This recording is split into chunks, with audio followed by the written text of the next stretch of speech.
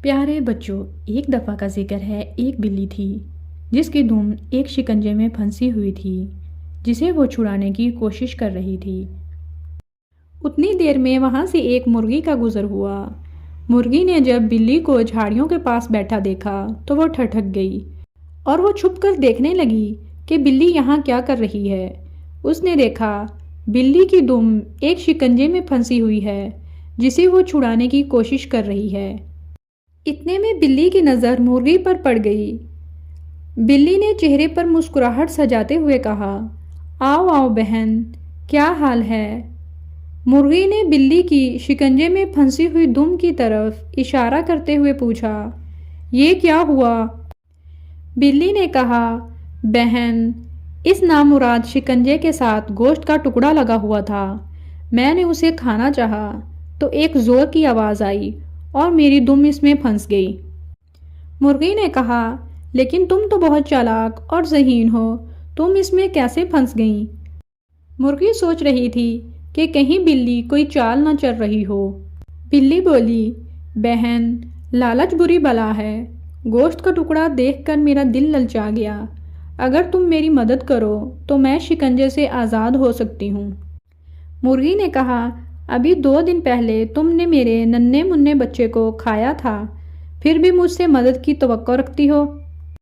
بلی نے کہا، بہن، مجھ سے غلطی ہو گئی، میں تم سے معافی مانگتی ہوں۔ بلی کی بات سن کر مرغی سوچ میں پڑ گئی کہ بلی کی مدد کرے کہ نہ کرے۔ مرغی کو سوچ میں دیکھ کر بلی چالاکی سے بولی، بہن، کیا سوچ رہی ہو؟ دیر نہ کرو ورنہ شکاری آ جائے گا۔ مرغی کو بلی پر ترس آ گیا اور وہ اس کی مدد کرنے کے لیے تیار ہو گئی۔ جب مرغی کی بہت کوشش کے بعد بھی شکنجا نہ کھلا تو اس نے کہا، یہ تو بہت مضبوط ہے، میں اسے نہیں کھول سکتی۔ بلی سر گھما کر بولی، لو، میں بھی اپنے پنجے سے زور لگاتی ہوں۔ دونوں نے مل کر زور لگایا تو شکنجے کا اوپری حصہ کچھ اوپر اٹھا۔ بلی نے اپنی دم کو باہر کھینچ لیا اور جلدی سے شکنجے کو چھوڑ دیا، جس سے شکنجے کی نوک مرغی کے پنجے پر گری اور اس کا پنجہ شکنجے میں پھنس گیا۔ اس کی دم کے بہت سارے بال اکھڑ گئے تھے۔ وہ اپنی زخمی دم اٹھائے جنگل کی طرف چل پڑی۔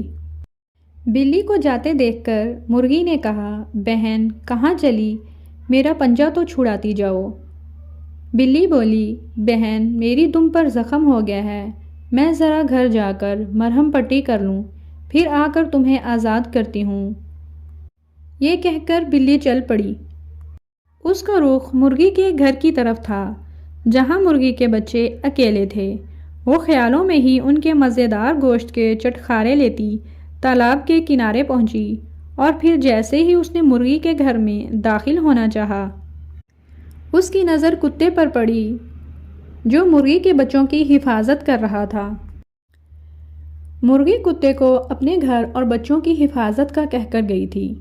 کتا مرغی کو ڈھونڈنے نکلا۔ جھاڑیوں کے پاس اسے مرغی مل گئی۔ کتے نے مرغی کا پنجہ شکنجے سے نکالا اور اسے اس کے گھر تک چھوڑنے آیا۔ بلی کتے کے ڈر سے یہ جنگل ہی چھوڑ گئی اور کسی دوسری جگہ جا بسی۔ مرغی نے کتے کا شکریہ ادا کیا کہ اس نے اس کے بچوں اور مرغی کی جان بچائی۔